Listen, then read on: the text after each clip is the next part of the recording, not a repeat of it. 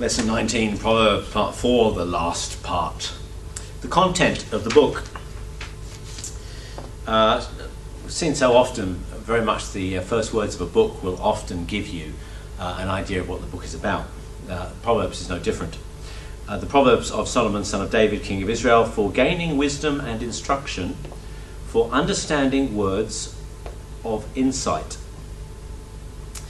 for receiving instruction in prudent behaviour, doing what is right and just and fair, for giving prudence to those who are simple, and knowledge to those, and discretion to the young. Let the wise listen and add to their learning. Let the discerning get guidance. For understanding proverbs, parables, and the sayings and riddles of the wise. So what is Proverbs for? Well, it's about wisdom, and it's also about instruction. It's about practical things. It's about prudence for doing what is right and just and fair, and it's about right living. You'll notice there are two target audiences that are given.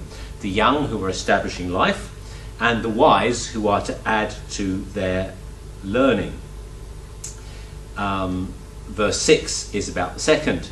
It wants to turn you into a sage. It wants you to adopt its way of thinking and behaviour, of seeing life.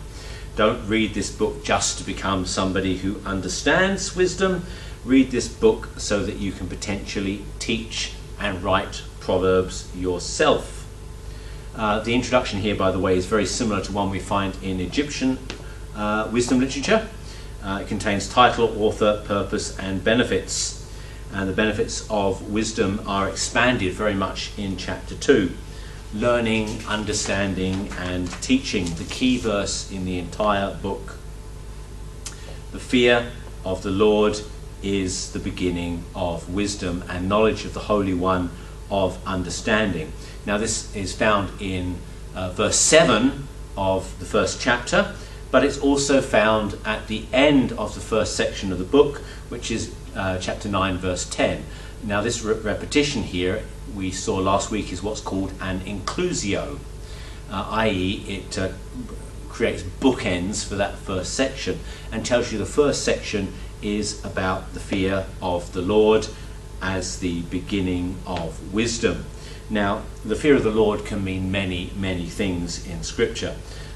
It doesn't mean to be scared of. Fear here means awe of God, obedience to God, even perhaps worship of God. In this context, the fear of the Lord probably means proper moral behaviour, i.e. that's how you show the fear of the Lord. So for me, I want to say the fear of the Lord is living a God-centric life. Living, acting, thinking in accordance with who God is and what he wants. It's a very practical thing. Von Rad says that this verse, the fear of the Lord, is the beginning of wisdom, contains the nutshell of the whole of Israelite theology of knowledge. And I'm not sure I could disagree with him in the slightest. In this first section of the book, wisdom and folly are personified as women. Lady Wisdom is described as a prophetic voice. She cries out in the marketplace. And this is sort of the way that we assume that the later prophets operated. So here, wisdom is a prophetic voice calling for a right relationship with God. Chapter 2 has 22 lines and is a partial acrostic. Each section, the first half begins with Aleph, and the second half begins with Lamed. Lamed is the middle letter of the Hebrew alphabet. Proverbs contain a paradox in that wisdom is achieved by human effort. You have to learn wisdom. You have to observe creation, but at the same time it is also a gift from God. Chapter 3 has an introduction and 6 admonitions, repeating each of them, happy is the person who. So this is sort of seen as the outcome of wisdom. The structure of the book. The first part of the book is basically the first 9 chapters, and it's one long extended argument. We'll take a look at it in a minute. Part 2 are the sayings of Solomon, and the first part are mostly antithetic and the second part mostly synonymous. We did this in Hebrew poetry last time, where the first 2 colons say opposite things, or whether the first 2 colons say the same things. Part 3, which is the shorter part of the book, we get the works of the men of Hezekiah, we get the sayings of Agur, and we get the sayings of Lamor. And then, of course, at the end, we get the woman of noble character. The men of Hezekiah, we're talking 715 to 687 BC-ish. Now, those first 9 chapters, they are controlled by 2 characters. There is Lady Wisdom, and Lady Wisdom represents God and his ways. And then we have Lady Folly, and Lady Folly is the adulteress. She is the force of death. Folly is life. Wisdom is life. Folly is death. And basically there are 10 speeches in this section. Each begin with the phrase, "my son." And the problem you've got here is that this child, this son, has to find a wife. And there are 2 women who are calling to marry him, to spend their life with him, for him to adopt their ways. There are always 2 women vying for a young man's attentions. And the 2 women are both very bold. They both call out in bold manners. Neither of them are shy. And they both call for the young man to be intimate with them. There's a closeness of relationship. So particularly when we come to Lady Folly, we'll discover that it's full of sexual imagery, because folly is immorality and folly is the adulteress. And the prophets also use this same kind of imagery to describe adultery and unfaithfulness, particularly Hosea. "My son, Wisdom has built a house for herself. She has set up its 7 pillars. She has prepared her meat and mixed her wine. She has set her table. She has sent out her servants, and she calls from the highest point of the city, 'Let those who are simple come to my house, and those who have no sense,' she says, 'come and eat food and drink the wine I have mixed. Leave your simple ways, and you will live. Walk in the way of insight. Whoever corrects a mocker invites an insult. Whoever rebukes the wicked incurs abuse. Do not rebuke a mocker, or they will hate you. Rebuke the wise, and they will love you. Instruct the wise, and they will be wiser still. Teach the righteous, and they will add to their learning. The fear of the Lord is the beginning of wisdom, and the knowledge of the Holy One of understanding." And the key to understanding here is probably where she cries from, because her house is at the highest point in the city. And this is where a temple would be, either a temple to God or a temple to an idol. So this is a religious kind of a deal. You're being called into a relationship with God. And wisdom is then the worship of God. That's the relationship that we're being called into. And it's intended to be an intimate relationship. And adopting the knowledge of Proverbs is more than just the good advice. It's a theological statement. Being wise is not just learning things, it's having a relationship with God. And this is personified by wisdom. But folly is also calling out. Folly is an unruly woman. She is simple and knows nothing. She sits at the door of her house, on a seat at the highest point in the city, calling out to those who pass by, who go straight on their ways. "Let those who are simple come to my house. Let those who have no sense," she says. "Stolen water is sweet. Food eaten in secret is delicious." Little do they know that the dead are there, that her guests are in the depths of the realm of the dead. So we've got all kinds of sexual imagery that's going on here. For a harlot sits at the door of a house. Folly is immorality. Folly is adultery.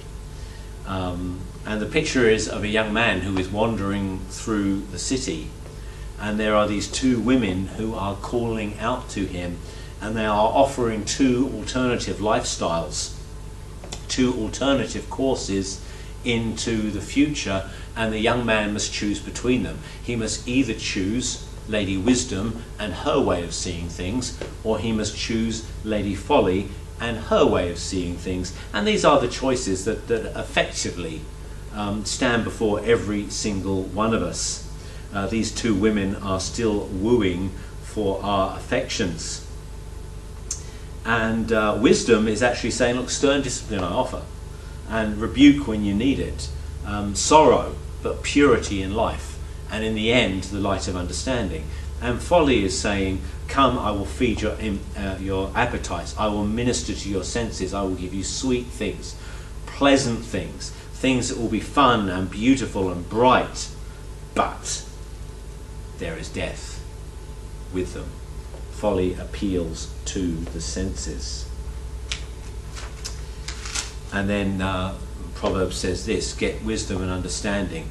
Do not forget my words or turn from my ways. Do not forsake wisdom, for she will protect you. Love her and she will watch over you. The beginning of wisdom is this, get wisdom. Though it costs you all you have, get understanding.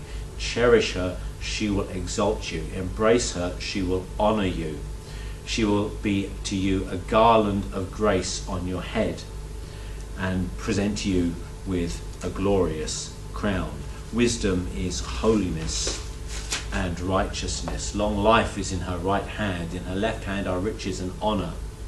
Her ways are pleasant ways, and her paths are peace. She is a tree of life for those who take hold of her. For those who take hold of her fast will be blessed. That's the first part of the book. And you can see this is basically a story. There's a story in this first section of Proverbs, and it's a very preachable story, this idea of two people vying for the attentions of this young man. And you'll see this is a theme that we get to return to in the book. But whereas this first section has been one long instruction, from chapter 10 on, we get another section, and it's very, very different. It's the simple aphorisms with no larger context and no major story. The name of the Lord is a fortified tower, the righteous run into it and are safe. The wealth of the rich is their fortified city. They imagine its walls too high to scale. Before a downfall, the heart is haughty, but humility comes before honor.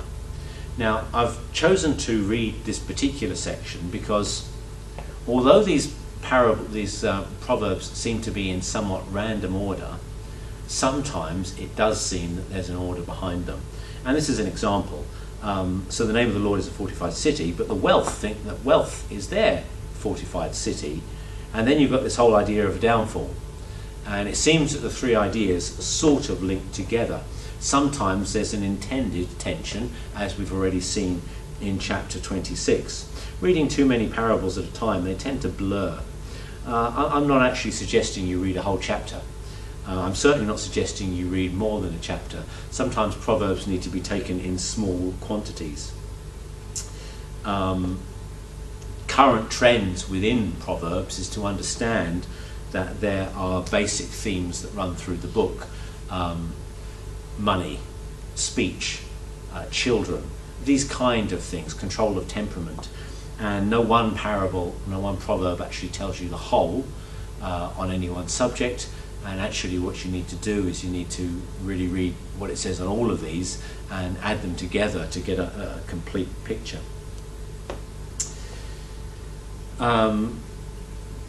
This section of the book, chapter 10 to chapter 22, contains 375 sayings. Now you may know that the Hebrew counting system was not based on numbers, it was based on letters, a very different counting system from the one that we have today. So each letter in the Hebrew language has a numerical value to it, and 375 just happens to be the numerical value for the name Solomon. there's actually possibly even tighter structures within the book. As with the book of Ecclesiastes, it's been suggested that the numerical values that run through actually create the words that are used for building the temple. I don't know, I think maybe it's stretching it a little bit. Let's look for a moment at the standard forms of Proverbs. How much more? This is a standard form. You'll find there are dozens of these kind of parables. Death and destruction lie open before the Lord. How much more the human heart? And then there's the better A. Better a little with the fear of the Lord than great wealth with turmoil. And you'll find that these forms run their way through the book. Then you get the standard beatitude. Happy or blessed, a share in Hebrew, are those who are always trembling before the Lord, but those who harden their hearts will fall into trouble. Of course, Jesus is famous for these. You get the numerical sayings. We've already looked at one. There are 3 things that are too amazing, 4 that I do not understand. You'll find there are a whole bunch of those at the end of the book. Then you get the admonitions, positive statements. Above all, guard your heart, for everything else flows from it. And you get the prohibitions, which are the opposite. Do not say, I will pay you back for this wrong. Wait for the Lord, he will avenge you. Now you get admonitions and you get prohibitions in the law, but the way they're done in Proverbs is really quite different. You get comparative sayings, like clouds and wind without rain is one who boasts of gifts never given. You get the wise statements. The wise in heart are called discerning, and gracious words promote instruction. All up, there are about 60 proverbs that talk about speech. Murphy, who's one of the major commentators on Proverbs, says words are coins in wisdom's realm, and you actually have to spend them incredibly carefully. It's rather like words in an assignment. Too many words in wisdom is considered folly. I think I would be considered a fool in wisdom terms. So you get in Ecclesiastes, guide your steps when you go near the house of God. Go near to listen rather than to offer sacrifice of fools who do not know what they do wrong. God is in heaven, you are on earth, therefore let your words be few. As many dreams come when there are many cares, so the speech of fools when there are many words. Being concise is important in wisdom. And the major themes I already mentioned: money, relationships, alcohol, children, pride, speech. These are the things that run their way through the book. It's really quite clever. Chapter 22 is what's called the 30 sayings. This rather perplexed us for a long while because we didn't quite know how to interpret this word. And it wasn't until we discovered an Egyptian document called the Words of Amenemope that we actually discovered this meant sayings, and it was a standard structure within wisdom literature. This particular part of Proverbs shows a clear dependency on the writings of King Amenemope. In fact, if you were to do this in one of your assignments, I'd probably start mentioning that plagiarism wasn't a particularly good idea.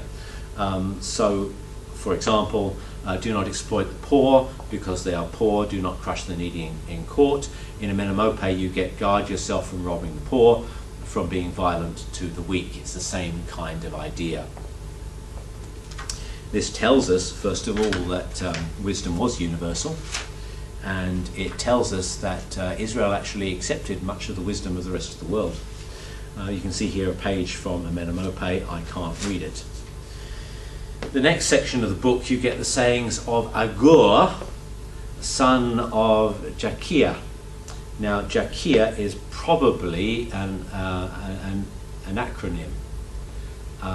Hebrew likes these sort of things where each letter stands for a word, and Jakia probably means Yahweh Kadosh Hu. God is holy. It's described as an inspired speech. Basically what you've got here is a bunch of riddles, and not therefore surprising that his name perhaps is a riddle. Agur means riddle, And there's sort of a connection going on here to Jacob as well. This is also the section where we start to get numerical proverbs and 3-4 pattern. The later parts of the chapter talk about getting social settings right, and the very last bit of the chapter is about finding wisdom in small things. So under 3 things the earth trembles, under 4 it cannot bear up. A servant who becomes a king, a godless fool who gets plenty to eat, a contemptible woman who gets married, and a servant who displaces her mistress. Now you will realize here that wisdom does not advocate social change. In fact, this is one of the things I don't like about wisdom, because within the law you do get this sort of call for social change, and certainly within the time of Judges, the idea that a servant could become king would have been considered a good thing, and here it's considered a bad thing. So Proverbs is about keeping the status quo. It's conservative in its nature, and you can see why it arose during the monarchy, where these things were quite necessary. Small things that are wise. 4 things on earth are small, yet they are extremely wise. Ants are creatures with little strength, yet they store up their food in summer. The hyrax are creatures of little power, yet they make their home in the crags. I love crags. I love hiking, and I used to hike the wilderness in the desert in Israel fairly frequently. And you see these, they call them rock rabbits, and they sit up on the topmost part of the valley, and they look down at you, watching you as you walk. It's really quite cool. Locusts have no king, yet they advance together in rank. The lizard can be caught with the hand, yet it is found in the king's palace. And you've got strange ideas being juxtaposed here. That's really good. Then you get King Lemur, and like Agur, we have no king that with this name anywhere that we know of. Not in Israel, certainly. And the name here means belongs to God. And he's taught by his mother. Israel does know of women sages. Solomon, David, has a run-in with a wise woman. And perhaps Lemur is a cipher for another king, we're not really sure. And this section calls for chastity and temperance and justice in the person of the king. You can read it at your leisure. And then at the end of the book, we get Proverbs 31, the woman of strength. A wife of noble character who can find, she is worth far more than rubies. Her husband has full confidence in her and lacks nothing of value. She brings him good, not harm, all the days of her life. And again, you can go on and read this. It is an acrostic poem, so each of the verses starts with a subsequent letter of the Hebrew alphabet. The woman is real. The problem is finding her. And this kind of mirrors what you'll find in Job 28. Where can wisdom be found? Where does understanding dwell? Wisdom is found in your wife, gentlemen. Let's make that clear. I think to start off with, I remember when I was doing my first degree, and I had to read Larry Christensen's The Christian Family, and in it he said some very, very interesting things. He said that it's wrong for a man to do the washing up, because if he does, then his children will not learn to respect him. And now, of course, my father did the washing up, I do the washing up, and personally I think if the only thing my father had ever done to earn my respect was the washing up, then I think he really would have been a failure. And if I'd come to judge my father on that sort of thing, I think I might have been a failure. And he goes on to basically explain how women should be barefoot, pregnant, and in the kitchen. And he uses this chapter to explain his views. And I'm reading this chapter and thinking, mate, actually this is saying the opposite of what you're saying. This woman is a businesswoman. This woman has control of finances. This woman, actually her husband is respected because of who she is. This is a woman who buys and sells, who trades. This is a woman who has value. This isn't just somebody who's an appendage to a man. And I really want to perhaps establish my understanding of the roles of men and women, perhaps more from a passage like this than I do from what Larry Christensen had to say. But this is where it starts to get clever, because the book really has a high view of the role of women. You see, how did we start off? We started off with a young man who had two women chasing him, Lady Wisdom and Lady Folly. We've gone through all this learning, we've started our life, we've found our way, and here at the end of the book we have a resolution. And the young man has made his choice, and he's chosen to marry Wisdom. And what's more, Wisdom has morphed from being this metaphor and this concept at the beginning of the book to a real life, live person who he's going to spend his life with. And as a result, what you've got here is a resolution to the book, and you've got a very happy resolution to the book. They all live happily ever after. They find Wisdom. He finds a wife who personifies all these things that the book's been speaking about. And as a result, life is good. He who finds a wife finds what is good and receives favour from the Lord. God bless you.